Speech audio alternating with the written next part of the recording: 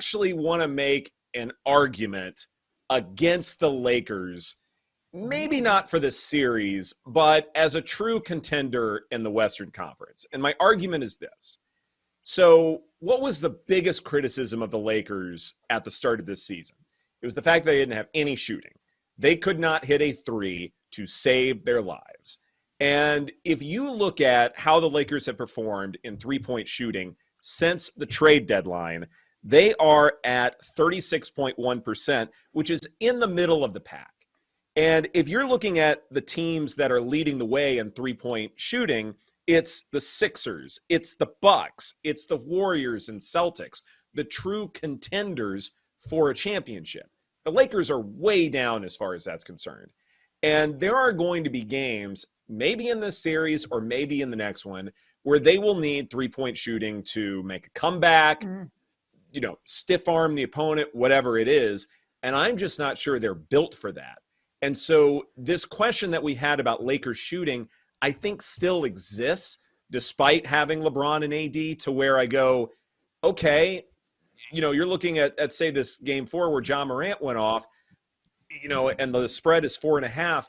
I wonder if there's value in backing the dog here.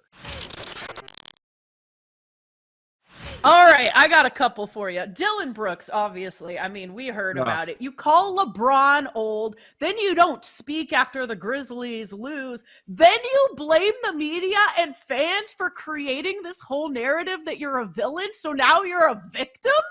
No, this is clown behavior. It's unacceptable. You can't do this. You can't call someone like LeBron old and talk trash, then you don't back it up on the court. By the way, he's having a bad series. The Grizzlies are actually worse defensively in this series than they were in the regular season. So your play is not backing it up. Now you're blaming the media and fans.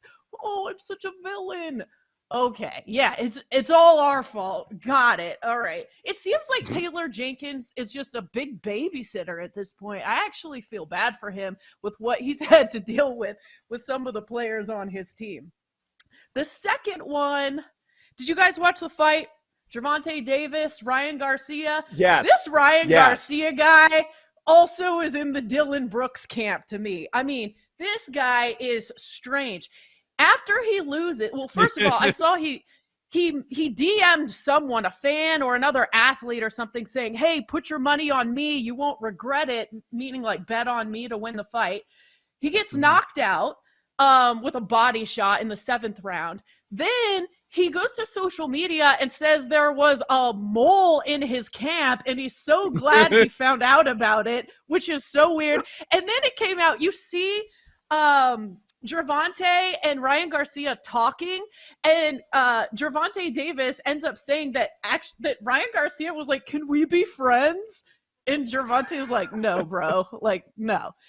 I guess he asked him for his number and if they could be friends after the dude knocked him out. Like, this guy is weird. I don't know who is worse at this point, but Dillion Brooks and Ryan Garcia, you both need punishment. The Warriors are favored significantly to win the series. How do you think the rest of this plays out?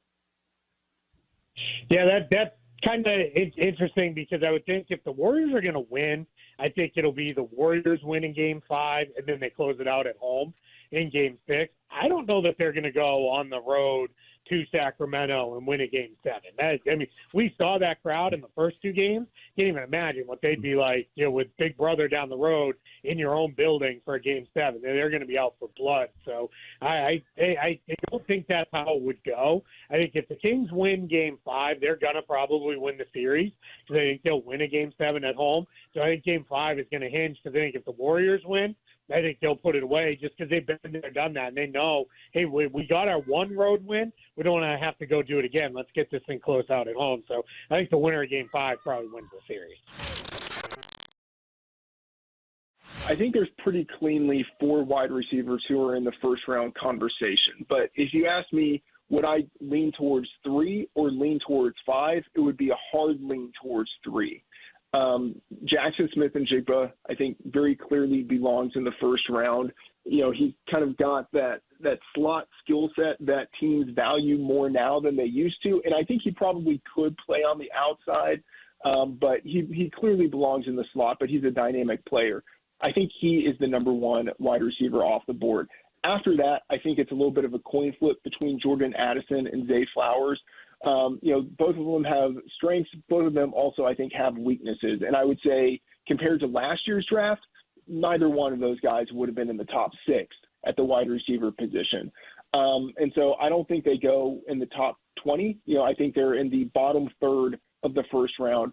And then Quentin Johnston, maybe a team likes him because he's got the prototypical size and speed, but I think he's on the round 1 or round 2 borderline. I think there's a good chance he goes in round 1, but if he falls out of, round 1, I could easily see how that happens because he just isn't a natural ball catcher and he doesn't have a great route tree. So I think 3.5 is kind of the right number for wide receivers.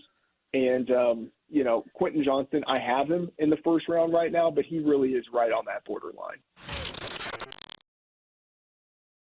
I'm looking at this Tampa Bay Houston game.